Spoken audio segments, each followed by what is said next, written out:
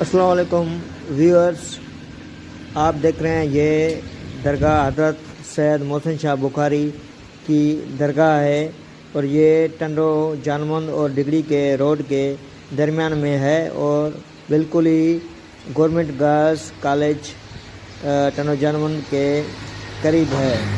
और आप देख रहे हैं ये मंज़र, ये दरगाह के अंदर है। ये आप देख रहे हैं ये सैयद मोहसिन शाह बुखारी का रोज़ा है।